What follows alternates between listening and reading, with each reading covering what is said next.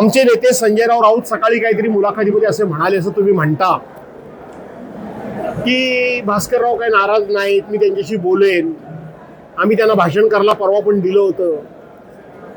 खरं तर ते माझे सिनियर नेते आहेत, माझ्या पाठीमागे खंबीरपणे उभे राहणारे, आणि सर्वसाधारणपणे आपल्या एखाद्या नेत्यानं जर एखादं स्टेटमेंट केलं तर त्याच्याबद्दल आपण प्रतिक्रिया द्यायची नसते.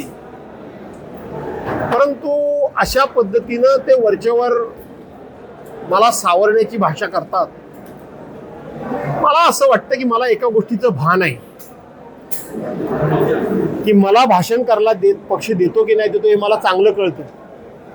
माझं भाषण होतं, माझं भाषण झाल्यानंतर संजयराव राऊतांचं होतं आणि उद्धव साहेबांचं होतं.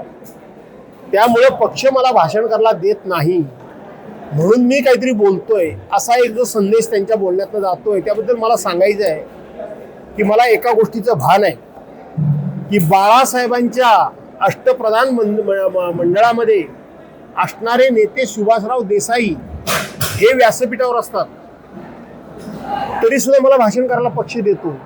दिवाकर रावते असतात तरी सुद्धा पक्ष मला भाषण करायला देतो. वेगवेगळे नेते असतात तरी सुद्धा मला भाषण करायला पक्ष देतो.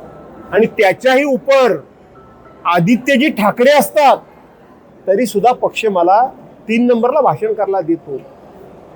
त्यामुळे भाषण माझ्या डोक्यात हवा गेलेली नाही की मला भाषण करायला मिळालंच पाहिजे, मी भाषण करणारा कोणतरी मोठा लागून गेलोय, हे अजिबात माझ्या डोक्यामध्ये नाही. एवढाच मला खुलासा करायचा आहे.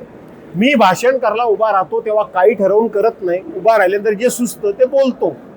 त्यामुळं मला भाषण करायला दिलं नाही असा जो एक संदेश बाहेर जातोय त्याचा खुलासा व्हावा म्हणून मी सांगतोय की आदित्यजींपासून सगळे व्यासपीठावर असताना, सुभाषराव देसाई, दिवाकर रावतेंसारखे सिनियर नेते असताना मला पक्ष भाषण करायला देतो.